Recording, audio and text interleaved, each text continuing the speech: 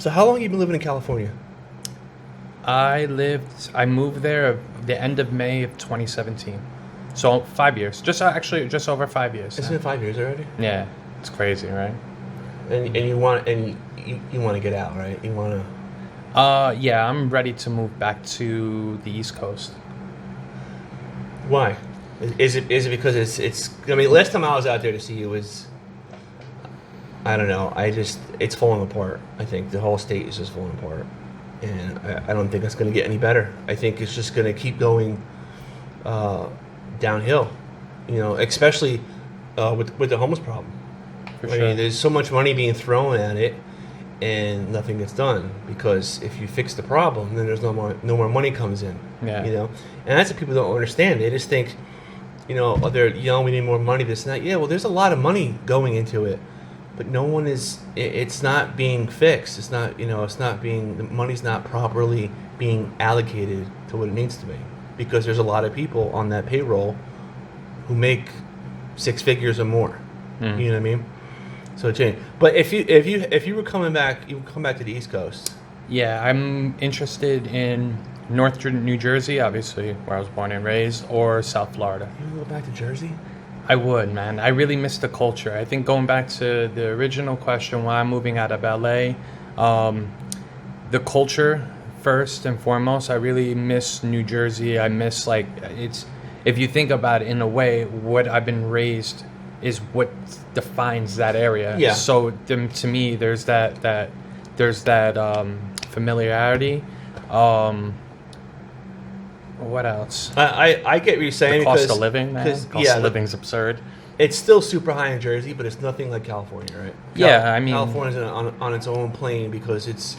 For sure. I mean, when I speak of the cost of living, I'm referencing West LA specifically. Okay. But overall, the state of California is pretty expensive. I mean, it's one of those California, New York, any of the high density. It makes you wonder, how does everybody afford to live out there?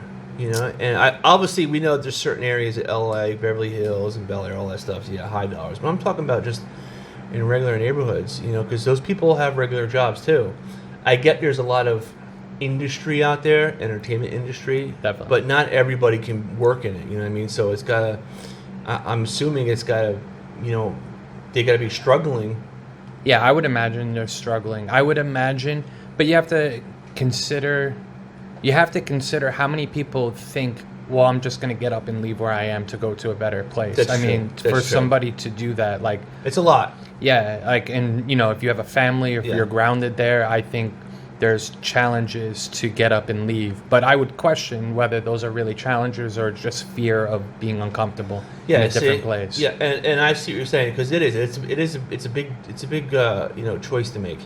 Yeah. And let's say you got a great job and you're like, well, if I didn't live here and spend all these money in taxes and that, but what if you don't have that job if you go somewhere else? Exactly. Now, a lot of people, I know there's been a kind of a, I don't really want to use the term mass exodus, but there's been a pretty big exodus from California. Yeah. With people coming out, and I think some of those people still have the luxury of having those jobs remotely. Definitely. Unless there's people who are moving out who have significant amount of money, it doesn't really matter, depending on their business. But like you said, if you have a family, you're gonna pick up all your pieces and it's challenging. And then where are you gonna go? It's like the fact of the matter is that you can't just say I'm gonna go here and have a better life because you don't really know. You know what I mean? If you don't have, more than likely, if you're gonna go somewhere else. Let's say you move from California to Montana or Wyoming, you're not going to have the same type of opportunities. No, not at all. So that's what people they always forget. So you need to make sure you're going, will you be able to adjust? For sure. And financially is one of them, I know going back and forth, if you go to New York or Jersey, California, you kind of stay relevant. Yeah, definitely. I think with going to the remote part, there's young people or professionals that could work remotely and realize, well, if I pay X amount of dollars here, wherever the big cities are, and I could get the same amount of income in a smaller city, to me, it's a no-brainer if you look at your cash. So I think that's That is, and then the perks of city living that you do get in Los Angeles, New York, any of the big cities with the COVID, that pretty much cancel it out. Whether it's like the opportunities of like work, restaurants, bars, lifestyle, culture, all that, all the benefits one gets out of the city, you didn't really get for like the last until they recently opened up. So why get anchored to a city when you don't have to be there and you could go to a smaller metro and pay half the rent? You know what I mean? No, yeah, and that makes a lot of sense. And I think this was obviously a big test this last 2 years, and we all know California did not handle it very well. But there was a bunch of other states who didn't handle it well either.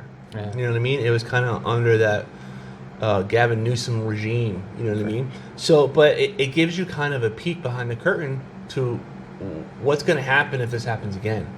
Will it be worse than this? Are you talking about closing? If they had to close down, if there was some other disease coming out and they had to do lockdowns again, will it be the same? Or my guess, it'll be worse than what it was. It'll be even more stricter, more strict than what they've been doing. And I think too, a lot of the thing with this whole inflation thing coming back now, I think people are having harder times in those type of states because of taxes. I mean, don't they pay like 13% in California?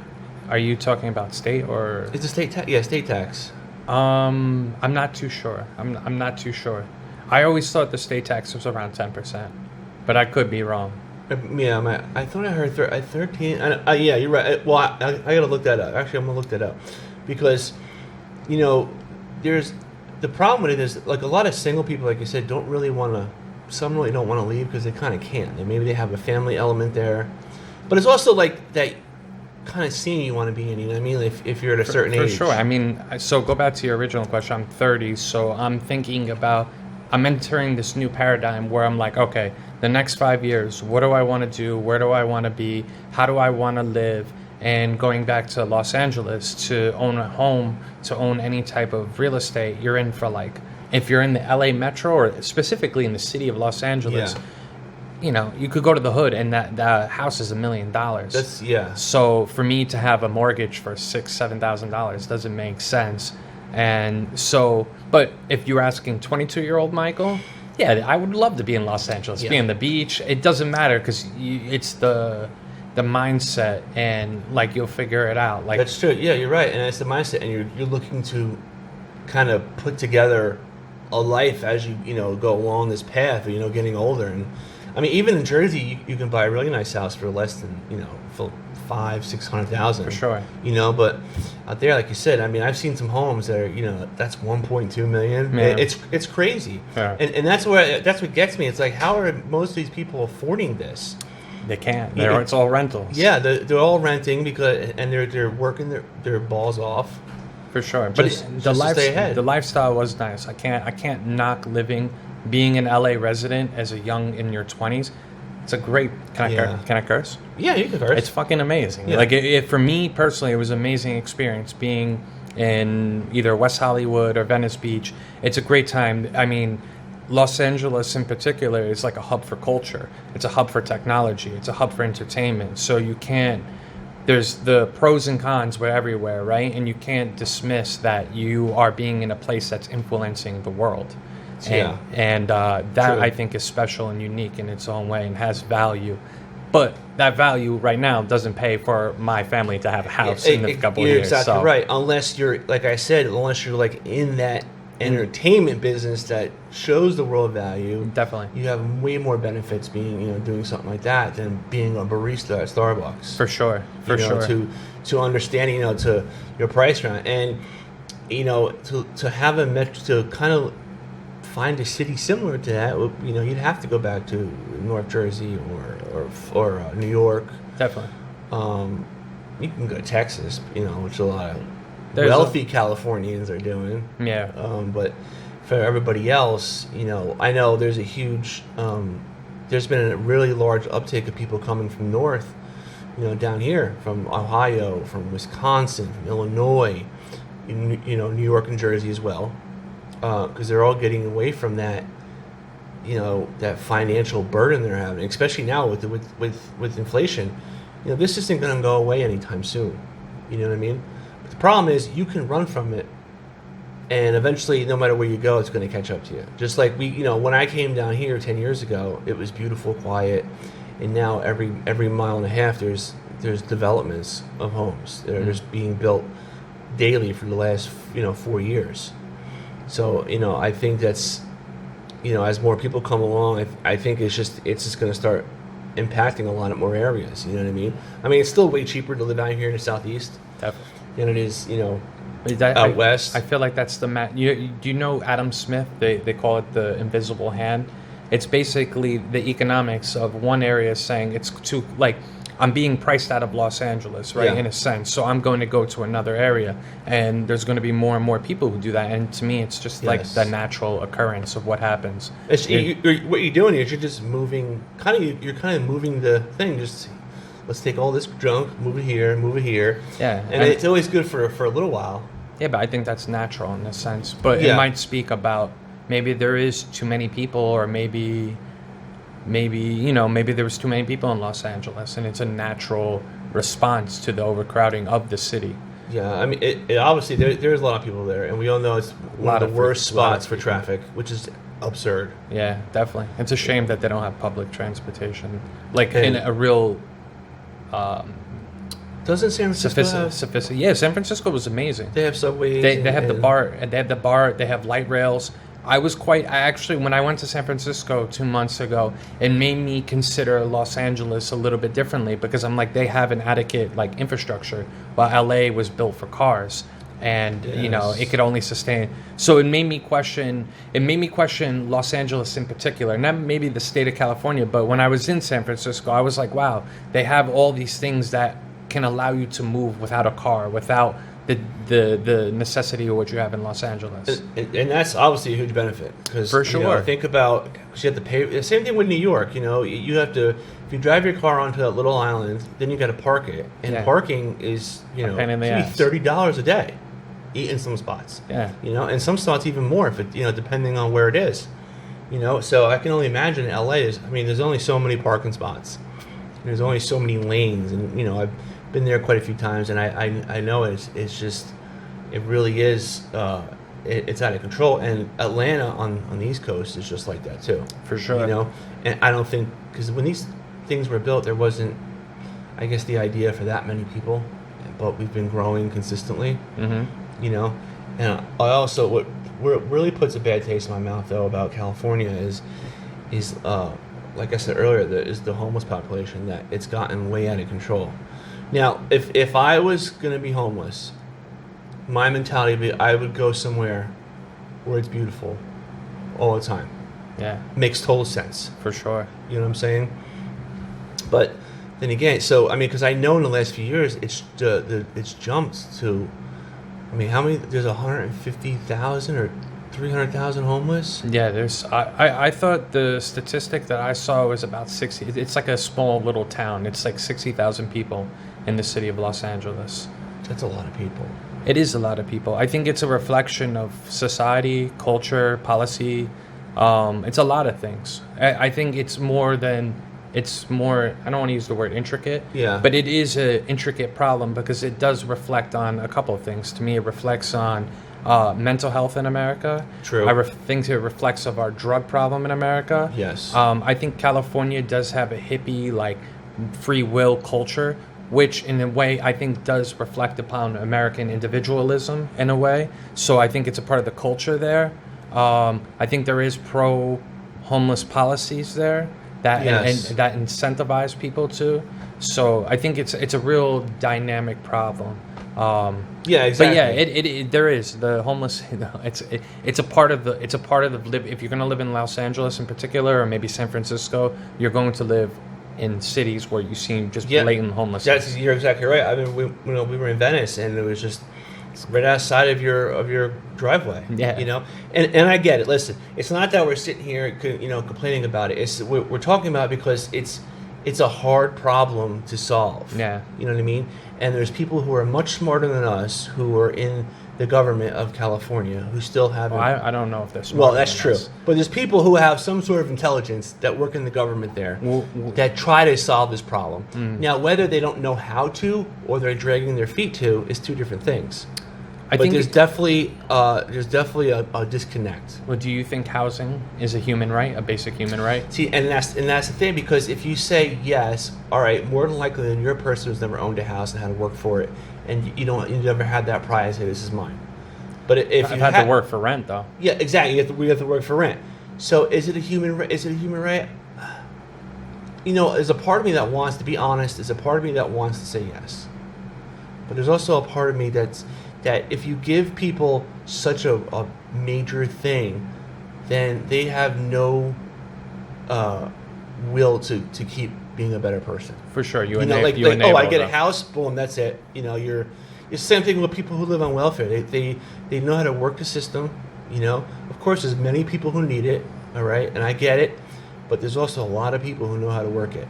And they don't do anything for the rest of their lives because they don't have to. Yeah. So I think that's a problem, because you want to be able to help people out, but at the same time, you're helping, you're also hurting. You're giving them a way out. Yeah. If I have a place to live and I'm a drug addict or mental health issues, what do I have to worry about? I don't have to pay for rent, right? So I don't have to work. For sure, I would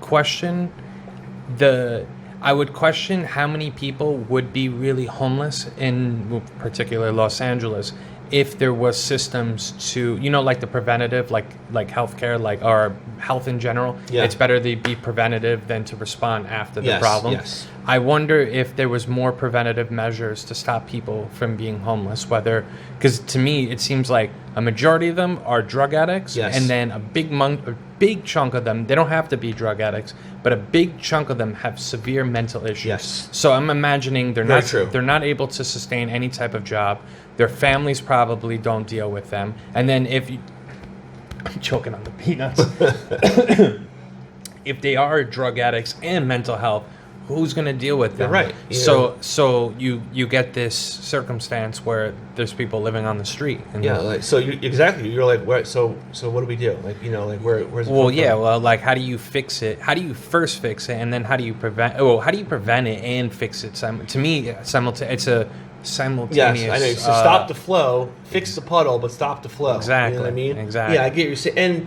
And everybody wants to turn towards government and say, they need to help us, but what happens to your individualness? Your individual. Well, that might lead to the problem as well, because our society is so individualist, so focused on individualism. There might be somebody that that has an issue that they'll be all right, they'll figure it out. But in a sense, that actually is because it's almost enabling them to go down that road. So you're right. It's a slippery slope. It is, my man.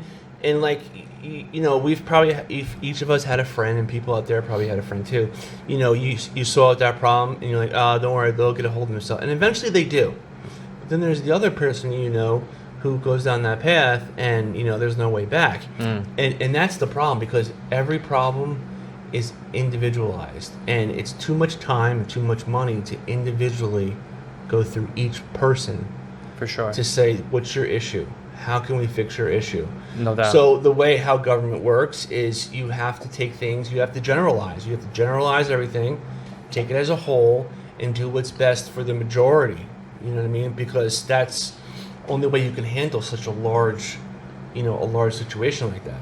Definitely. I think I heard this woman say this the other day, and I agree with her, that there are a lot of brilliant people actually in these city centers like Los Angeles, and it's funny that we don't have people in these different industries coming up with solutions, and we're just complaining about it, because I don't know, I feel like there's a lot of bright people, there's a lot of big money companies that have a lot of intelligent people live in my city, live in my state, that I don't know, maybe if they had the resources or the energy to apply to this problem, you probably could come up with a solution. And you're probably right, but then you have people who, I'm trying to play devil's advocate here, because if you were on their side, you would say, well, we didn't cause that problem. Who's we that? didn't start. If I was on why these people who are intelligent or have the money, these big companies don't intervene, because if I was advocating for them, I'd be like, well, it wasn't our problem.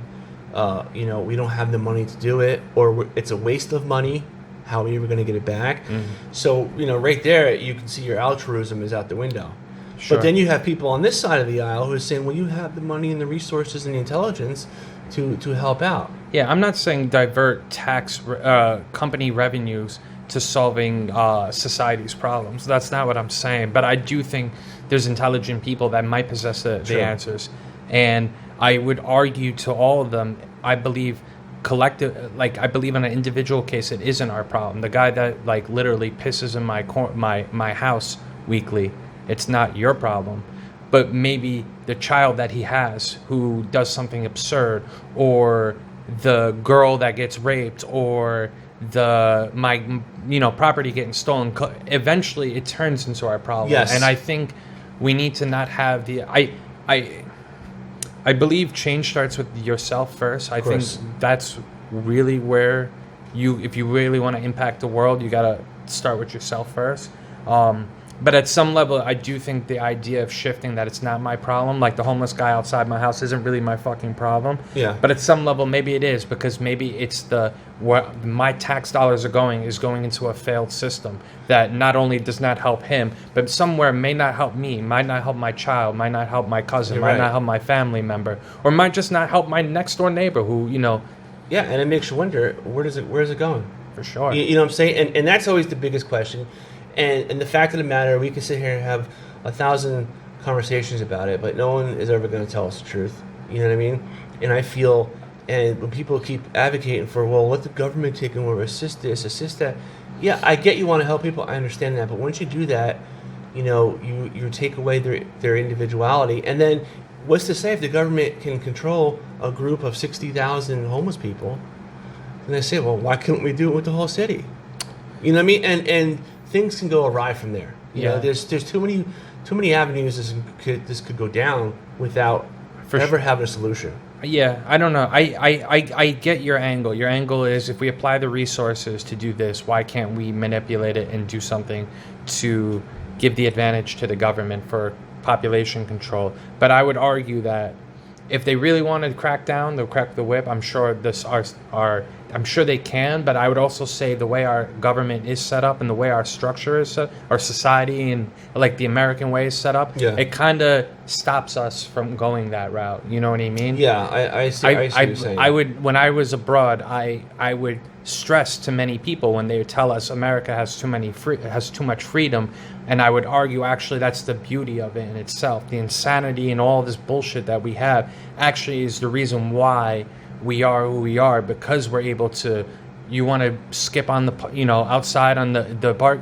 You want to be this. You want to be that. You have the luxury to do that. So there is to circle back what I was trying to say. I forget where I was going, but I would argue that if we do have these things in place, they probably would be more of a benefit than a way for the government to get advantage of us, because they're already already collecting the money anyway. Yeah, so I see you're saying that. You're right, and to caveat what you're saying is that's why people come here, because I hate to say there's other beautiful countries, there are, but most of them are not the U.S. Because if their countries were so great, why would they leave and come here? Because they don't have the same opportunities. They have the same chances. Well, they don't have that. Yeah, between the excess wealth, between the ability of being what you want, between the way our government is structured, you take a stop sign, for instance, for granted. When I was driving, I saw maybe 5 stop signs in total the whole 8 months I was abroad. Yeah, it's crazy. In Southeast Asia. So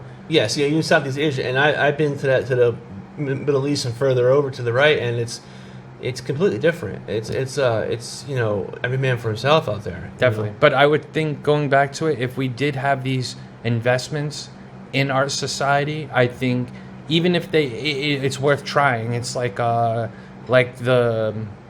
mental health. These guys are there's complete schizophrenic. Sure. People going bananas all day, and it's where do we put these people? And where is the hospital or the medical center that if I have a kid at 16 and I see he's displaying these, where do I bring this person? If I don't have money, where am I bringing this person? Yeah, you're right, and that's I think that's only one of the many hurdles. Yeah. You know, I was having a conversation earlier, and I was talking about, you know, how there's children's hospitals out there.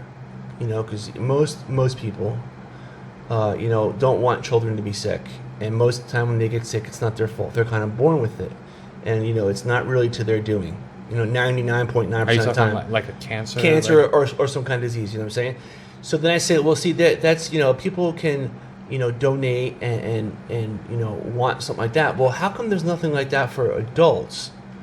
And you can see, well, adults sometimes put themselves in these situations. Okay, but what about the child of the adult who, you know, doesn't have, you know, is too young, but their parent is, you know, doing meth or have mental health problems, living in their car? You see what I'm saying? So then you say, okay, well, I'm going to help you. Well, now if I'm going to help you, I'm going to give you a place to stay. I'm going to, you know, make you doctor's appointments, which you would think would be the right thing. And yes, I'm all for helping people, but then you have to realize and think about it. But I'll do that for you, and you didn't have to do anything to earn that.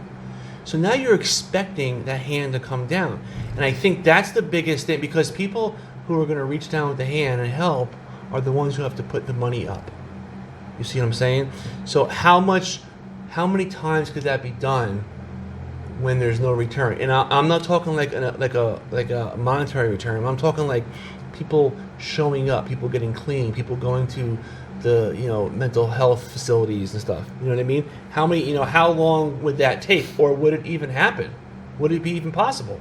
Well, what type of success rate do you consider? Exactly. Well, you know, I'm you know, obviously you would say, to be hopeful, you'd say 50-50. Right. That would be hopeful. Right. You know, but I'd see it more on the lower end, because you do have people out there, regardless of their ailments or their vices, whatever the case is. But you know, think about, I'm getting free stuff, no problem. But is the system designed to be 100% success rate? Or is it designed for, there is an individual that will need this? Yeah, I think that would be the way you would have to go. You'd have to be like, there might be an individual. But let's throw the numbers out there. Let's say there's 60,000 homeless, right?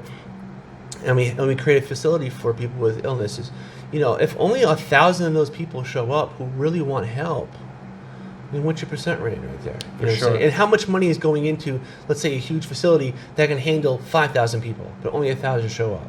You see what I'm saying? So your success rate is obviously to have to be around for a while. This couldn't and wouldn't happen.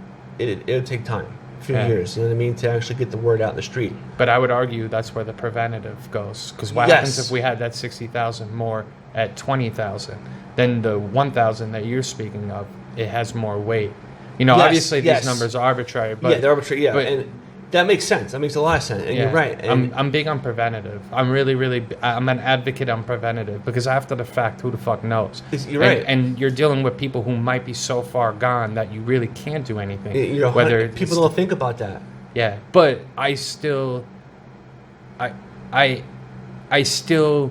are you going to do with them? Exactly, and you know what? Just to be honest, and they're human beings. I don't know. They're you know what I'm saying? Human beings. I don't know what the solution is. You know, we can sit sure. here and I'm not saying this is what we should do. This is what we should do. I'm not saying that. I'm just asking questions, because hopefully, you know, somebody can sit down or send me a message and explain to me, you know, what the truth, you know, is really like, how this really is going to play out. Because I don't know. You know what I mean? I have no idea. But I also think that if you know, we have platforms like this and we don't talk about it, you know, to get other people saying, you know what, that's a good question. Why is that? Yeah. Let me do some research, or you know, maybe I know this person now. You know, you never know what could happen. The possibilities are out there. Sweeping it under the rug and letting the government handle it is not the way to go. Because guess what? That's what we've been doing, and look at it. It's getting worse by the year. For sure. You see what I'm saying? So, I mean, I don't think they're just washing their hands of it, but I sure don't think this is on top of their list. And they say, yes, this is our big issue, but there's millions of dollars allocated to this, just to California alone. You know what I mean? So and just think about, I mean, the state of California itself has more residents than the entire country of Canada. It's 40 million. Yeah. Right? So it's pretty crazy if you think about it. You know what I mean? And it's not just LA. It's Seattle. Yeah, It's I would Oregon. I would argue that there's a culture for homeless in the West Coast. Yeah, I think way more. I mean, we see some in New York City, in the actual city. Outside the city, I'm talking, you rarely see them. In Jersey, maybe a couple places. You'll see a few of them here. But when you say the word homeless and you say that, the first place I go to is the West Coast. Definitely. You're totally right about that. From the top all the way to the bottom. Yeah. And I think, like they had a thing that was in Texas, in Austin, Texas. They had a homeless problem that was starting to grow, and they were around about 2000, maybe a little more 2000, and the government had worked and came up with some plan to help and do a preventative thing. And if you guys want to know more about that, go to Joe Rogan has a whole podcast about that, about what's going on in Austin. But Governor Abbott had found I don't want to say a solution, but he's working toward a solution to fixing and getting rid of that and cleaning up the streets. So far, it's been, I don't want to be overzealous, successful, but it's been helpful. I don't think the kind of plan that he had in Austin will work in, let's say, L.A., because you're talking sheer numbers alone.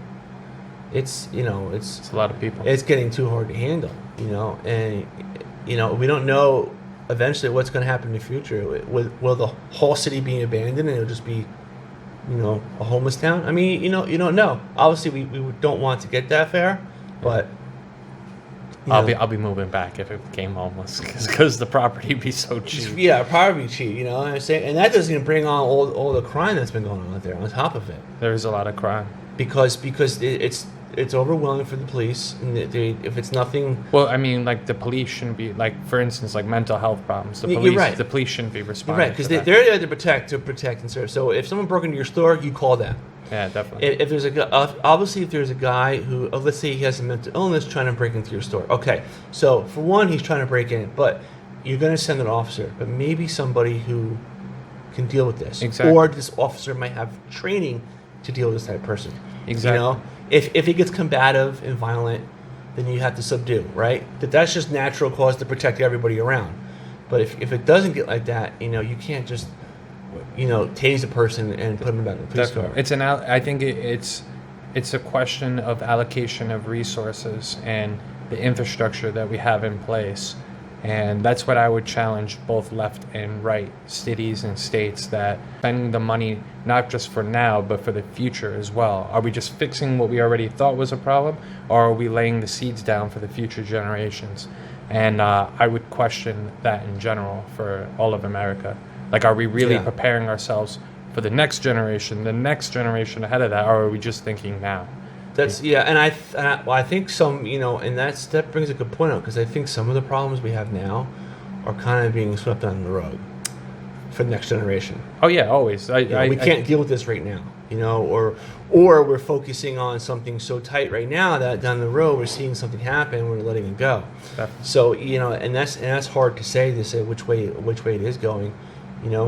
But I think obviously something has to get done, and I heard someone say, I can't remember if I read it or if I heard it, but it's almost like they're farming homeless people, because they bring money in from the federal government. Yeah, but how much money as a percentage of the whole is it really bringing in? That's what I would challenge. Like, is it such a cash cow that we need to grow this? Yeah, I'll look this up right now. And how does it go against like the taxes that you would get from guys like me who pay state and city tax?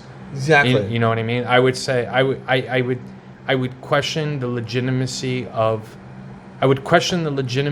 that, because I think it's more intricate. I think maybe there is agendas, maybe there is, but I mean, I don't know. But yeah, it's a funny problem, right? Because what do you do with them? What do you do with people? Yeah, exactly. How much does California get, let's say, in federal homeless funds? Let's just see what this comes up at, and this might not even. Okay, so this is I'm pulling this right off of Google, so anybody can type this in. How much does California get for homeless funds from the federal government? Right. It says California will spend a record $4.8 billion over 2 years to alleviate homelessness. So they're talking about alleviating. They're talking about after legislators Thursday unanimously passed key details of a state budget. When was this? Wait. This is recent. This was the package, once signed into law by Governor Gavin Newsom, will mark the state's largest financial commitment to date in assisting people without adequate and safe housing. Definitely. I've seen like in the local, like state, city, like political advertising. Yeah. That's always a topic now that's being addressed in our state. Because and obviously you don't want to see anybody struggling. If the person isn't a bad person and they've made a ton of mistakes, you're like, well, you got to learn. You know what I'm saying? But if someone someone ends up, you don't just want to see people being in bad situations or people hurt. You know what I'm saying? And I think you have to. I forgot where I was going with that. Anyway, I'll come back to that. So, yeah. So this is supposed to be. That's the money that they're this is diverting. this is. It doesn't give me a date, but it's recent, obviously. So they're addressing it, or They're allegedly addressing addressing it. They're allegedly addressing it. So, well, all right, yeah. Let's get out of here, man. Cool, man. Thank you. I'm done for today. Thank you. Thanks for coming in. Appreciate it. Thank you. All right. See you guys later.